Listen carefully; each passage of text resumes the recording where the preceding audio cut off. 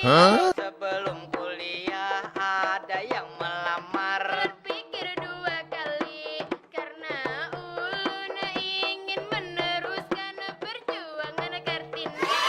Misalnya jujuran sebuah mobil Ferrari. Gak ada pikir panjang langsung ulun belaki. Bruh.